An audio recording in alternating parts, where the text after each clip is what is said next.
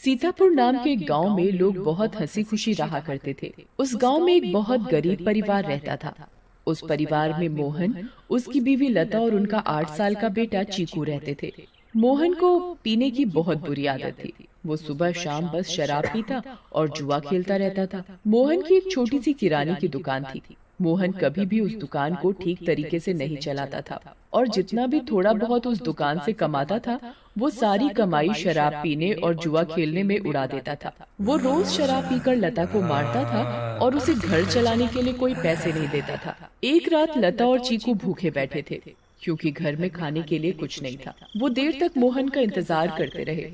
अचानक दरवाजे पर खटखटाने की आवाज आती है। माँ, लगता है पापा आ गए। वो जरूर हमारे लिए कुछ खाने को लाए होंगे। हाँ बेटा, अब हम सब मिलकर पेट भरकर खाना खाएंगे।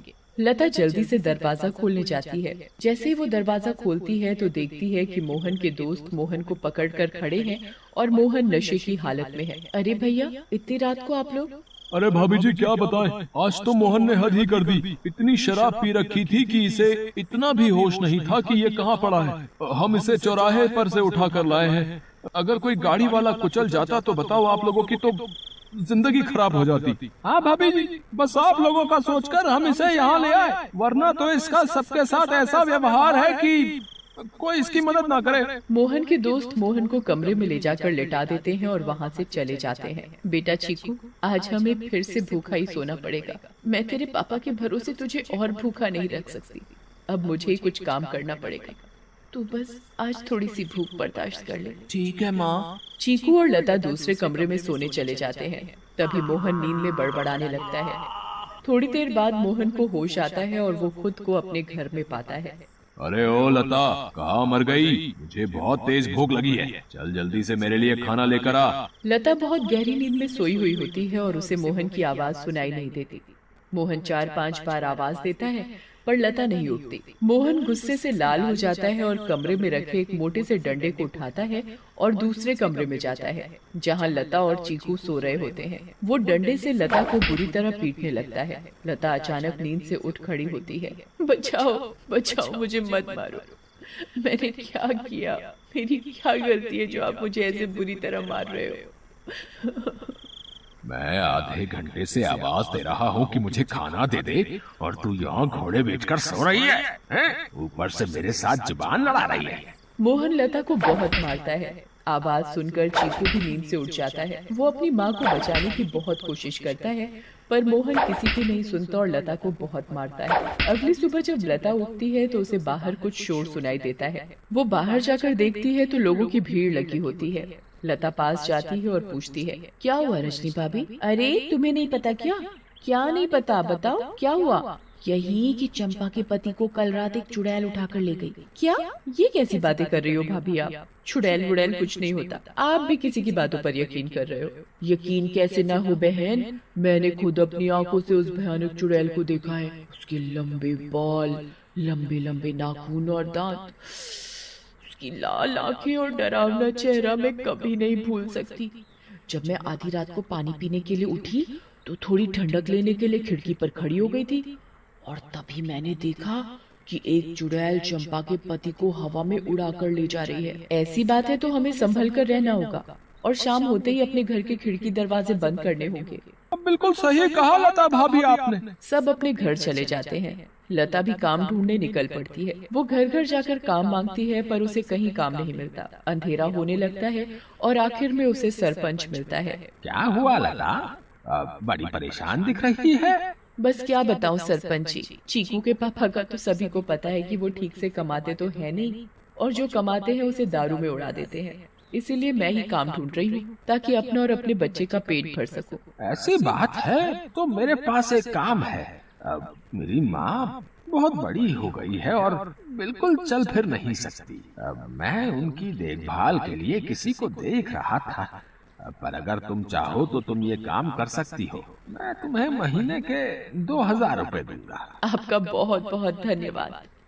बस एक दिक्कत है कि तुम्हें देर रात तक रुकना होगा, जब तक कि वो सो नहीं जाती। मुझे मंजूर है सरपंच जी।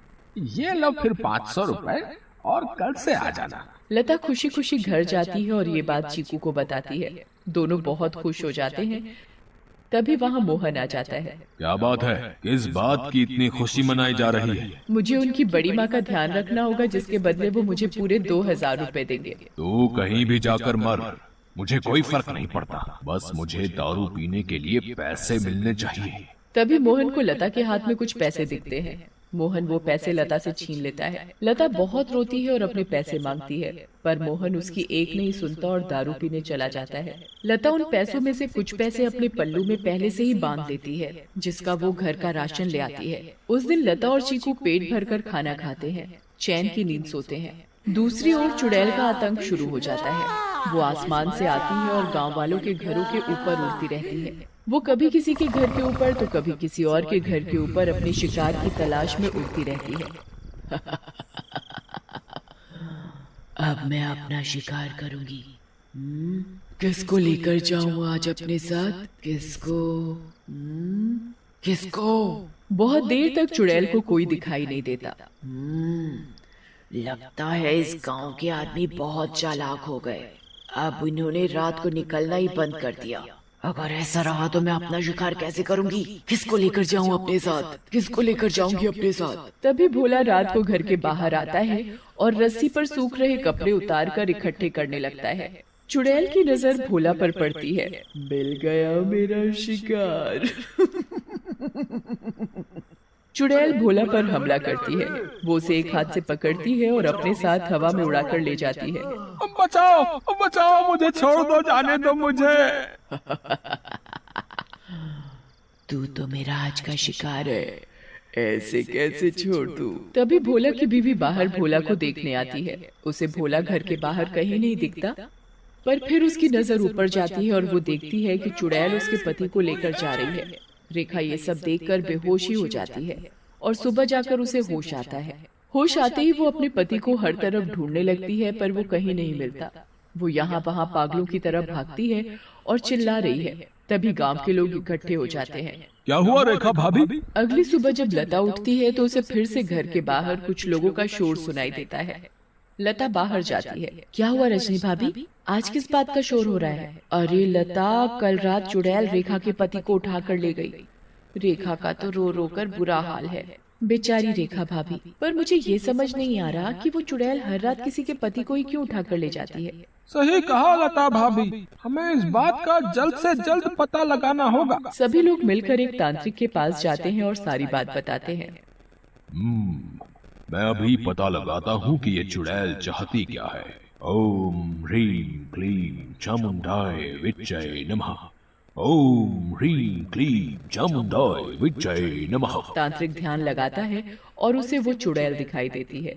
ये कोई साधारण चुड़ैल नहीं है, बहुत खतरनाक चुड़ैल है। इसे कब्जे में करना या खत्म करना मेरे बस की बात नहीं। पर हाँ, एक बात मुझे पता चली है, ये बस आदमियों को ही नुकसान पहुंचाती है। इससे औरतों या बच्चों को कोई खतरा नहीं, और इसकी शक्तियां रात को ही काम करती है। दिन में ये हम लोगों की तरह एक मामूली इंसान जैसी बन जाती है। बस मैं अपनी तांत्रिक विद्या से इतना ही पता लगा पाया हूँ। सब लोग अपने अपने घर चलने लगते हैं। तभी लता बोलती है, मेरे पास एक सुझाव है, अगर वो काम कर जाए तो।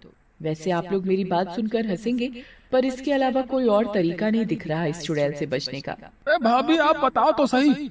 पता चला अगला नंबर मेरा ही है। मैं अभी मरना नहीं चाहता। अंधेरा होने के बाद अगर सभी आदमी औरतों का भेष बनाकर रहे तो वो चुड़ैल किसी भी आदमी को औरत समझकर नहीं लेकर जाएगी। लता की बात सुनकर सब हंसने लगते हैं, पर बाद में सबको लता का ये सुझाव सही लगता है और सब अपने अपने घर चले जाते हैं।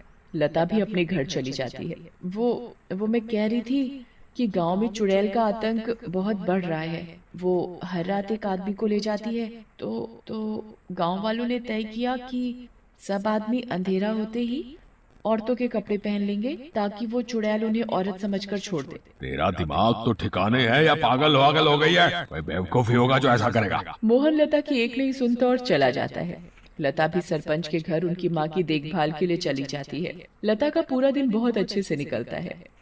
फिर रात हो जाती है और लता अपने घर के लिए निकल पड़ती है। दूसरी ओर गांव के सभी आदमी अंधेरा होते ही औरतों का भेष बना लेते हैं। लता जब अपने घर वापस जा रही होती है तो उसे आसमान से चुड़ैल आती दिखती है। लता बहुत डर जाती है और पेड़ के पीछे छुप जाती है। तभी वहाँ से मोहन गुजर रहा होता है। हे भगवान, अब मैं क्या करूँ? अब तो ये चुड़ैल इनको ले जाएगी, मैं इनको कैसे बचाऊं? मिल गया मुझे मेरा शिकार। चुड़ैल उड़कर मोहन को पकड़ लेती है। बचाओ बचाओ, कोई मुझे इस चुड़ैल से बचाओ। चुड़ैल मोहन को लेकर हवा में उड़ने लगती है। तभी लता दौड़कर आती है और चुड़ैल का पैर पकड़ लेती है। चुड़ैल लता को देखकर वापस जमीन पर उतर जाती है। ए पागल औरत, छोड़ मेरा पैर और ले जाने दे मुझे इस आदमी को, ये मेरा शिकार है। नहीं, मैं तुझे नहीं छोड़ूंगी। मैं तुझे अपने पति को नहीं ले जाने दूंगी, चाहे इसके बदले मुझे अपनी जान ही क्यों न देनी पड़े। चुड़ैल बहुत कोशिश करती है पर लता उस चुड़ैल के पैर को नहीं छोड़ती। छोड़ मेरा पैर, मेरी पायल टूट जाएगी। दूर रह मेरी पायल से, मेरी पायल मेरी जान है। इस चुड़ैल को आखिर इतना क्यों प्यार है इस मामूली सी पायल से, और ये ऐसे क्यों बोल रही है? कहीं इस पायल में ही तो इसकी जान नहीं। मुझे इस पायल को तोड़ देना चाहिए। लता उस पायल को तोड़ देती है। चुड़ैल आग में जलने लगती है। ये तूने क्या किया? मेरी पायल में ही मेरी जान थी और तूने वही तोड़ दी। चुड़ैल उस आग में खत्म हो जाती है। अब मुझे माफ कर दो लता, मैंने हमेशा तुम्हें मारा पीटा और आज तुमने ही मेरी जान बचाई। उस दिन के बाद से मोहन बदल जाता है। वो अच्छे से काम करता है और अपने परिवार का ध्यान रखता है और कभी शराब नहीं पीता। गांव वालों को भी उस चुड़ैल से हमेशा के लिए छुटकारा मिल जाता है और सब हंसी खुशी रहने लगते हैं।